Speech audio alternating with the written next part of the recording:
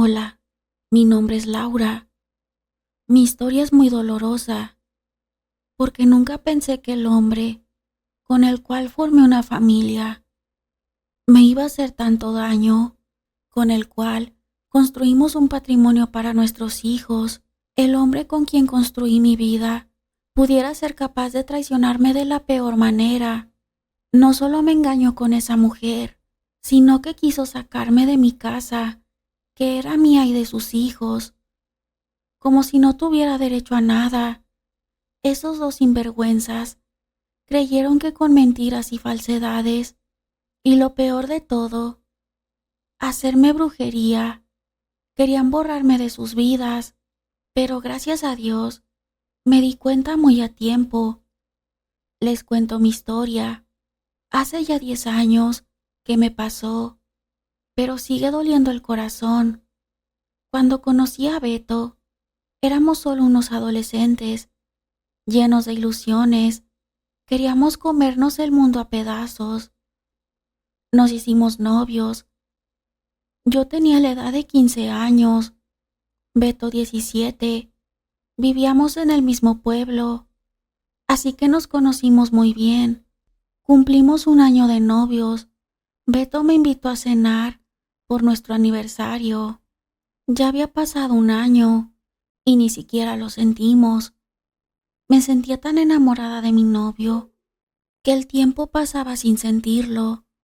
Después de cumplir 18 años, Beto me dijo que se iba del pueblo para trabajar y ganar el suficiente dinero para casarnos. Me dolió que se fuera, pero era para ya vivir juntos. Así que con todo y mi dolor, se fue. Yo me quedé en el pueblo, pero también pensé en ponerme a trabajar para así juntar más dinero y poder tener nuestra propia casa. Empecé a trabajar en una tienda. Después me fui a trabajar a una fábrica donde me pagaban un buen sueldo. Había veces que me quedaba a doblar turno y así ganar un poco más. Todo el dinero que ganaba lo empecé a guardar, pues quería tener mi propia casa y no tener que rentar, o algo peor, vivir con mis suegros en su casa, y eso me hacía trabajar con más ganas. Mientras tanto, Beto seguía trabajando lejos del pueblo, pero entre más pasaba el tiempo, más se acercaba el día en que estaríamos juntos para siempre, pues pasaron 2 años y ya tenía algo de dinero junto. Beto regresó también con dinero, así que juntamos lo de él y lo mío, y era bastante.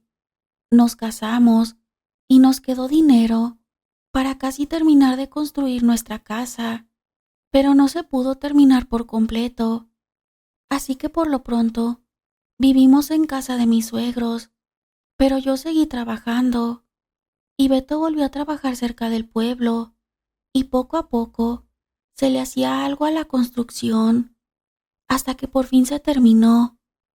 Me sentí la mujer más feliz del mundo. Por fin viviríamos solos, tendríamos una vida de casados, sin tener que hablar en secreto, porque había oídos que nos escuchaban. Esos oídos eran de mi suegra y de mis cuñadas, y en especial los oídos de Rita, la hermana mayor de Beto. Se metía en todo. Muchas veces me preguntó que por qué platicábamos en secreto, que si estábamos escondiendo algo.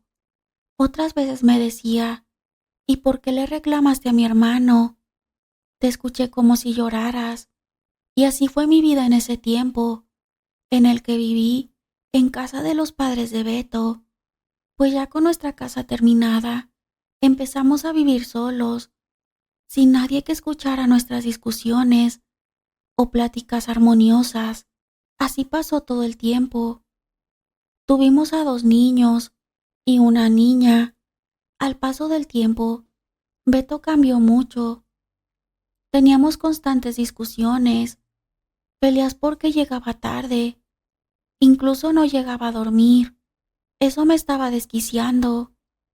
Sentía mucho coraje, celos y rabia. Mi cabeza No paraba de imaginar tantas cosas. Lo primero fue pensar en infidelidad y no podía soportar la idea de imaginar a mi esposo acariciar a otra mujer. Eso me hacía sentir frustración, porque por más que peleaba con él para que estuviera con nosotros, su familia, no lo hacía entender. Recordé una frase que siempre escuché decir a mi abuela y decía así: dicen que el infierno no se enciende con fuego, sino con traiciones y mentiras. ¿Y qué razón tenía? Y más, cuando esa traición viene del hombre que dormía a mi lado, el padre de mis hijos. No solo fue infiel, sino que quiso sacarme de mi propia casa. Y no estaba solo.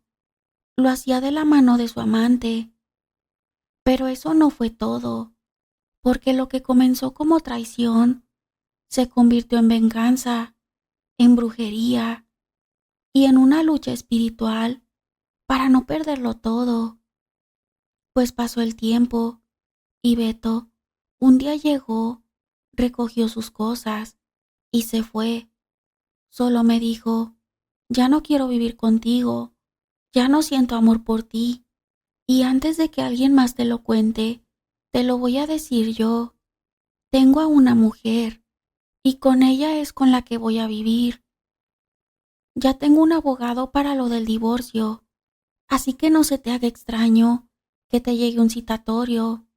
Yo le dije: qué fácil para ti desecharme y dejarme a cargo de los niños. Ellos son responsabilidad de los dos. Solo me dijo: tendrán lo que la ley diga que es justo. Y se fue, sin importarle ni siquiera a nuestros hijos. Me sentía tan sola y triste. Lloré como nunca había llorado, de dolor, de humillación y de odio hacia la mujer que aún no conocía. Y ese amor que un día sentí por Beto se convirtió en odio. Pues pasaron unas semanas. Llegó el citatorio. Decía una fecha para presentarme y fui. Beto estaba en el juzgado junto con su amante. Era una mujer joven, delgada, alta y muy bien arreglada. Pues entramos con el juez y ahí supe con la clase de persona que me casé. Beto dijo muchas mentiras. Llegó gente desconocida para mí. Iban como testigo. Según yo metía a hombres a mi casa cuando Beto no se encontraba. Dijo que yo no estaba capacitada para quedarme con mis hijos y que quería que me saliera de mi casa y él se quedaría a vivir en ella, junto con los niños. Según la mujer, que era la amante, la había contratado como niñera, pero no era verdad.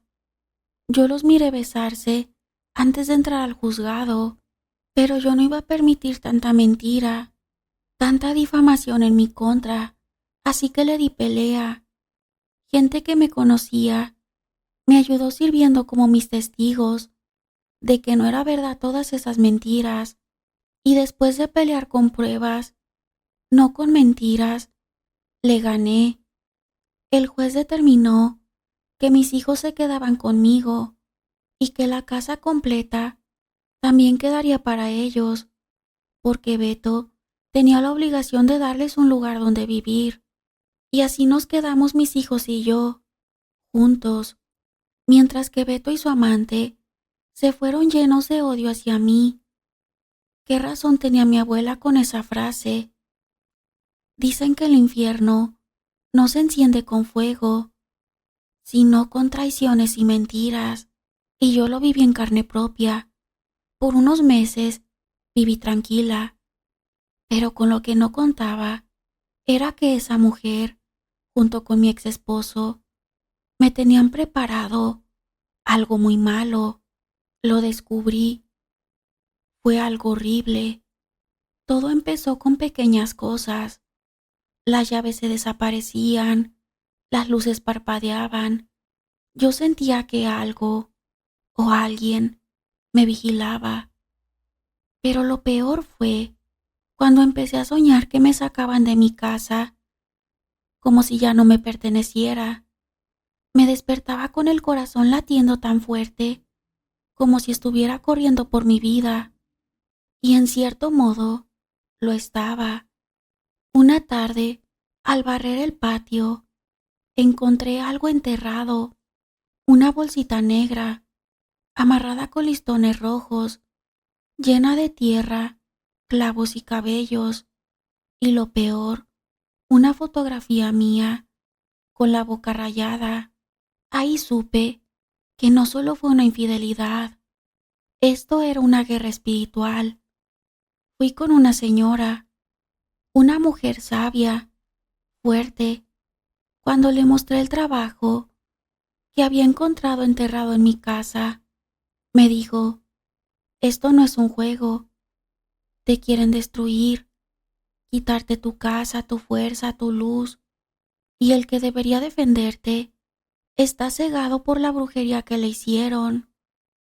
La amante de mi esposo no solo lo tenía amarrado, había pedido que yo me enfermara, que me desesperara y que un día, sola, me fuera sin mirar atrás. Pero no me quedé con los brazos cruzados y junto con la señora hice una limpieza profunda. Quemamos hierbas sagradas, me limpió con un huevo. El huevo salió totalmente negro y asimismo se limpió cada rincón de mi casa. Lo selló con oración y fuego. El aire se empezó a sentir distinto, como si algo oscuro se hubiera expulsado de a poco.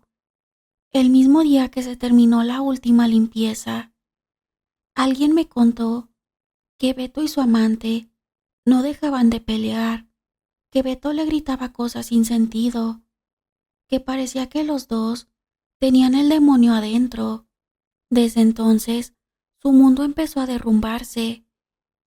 Muchas desgracias para los dos.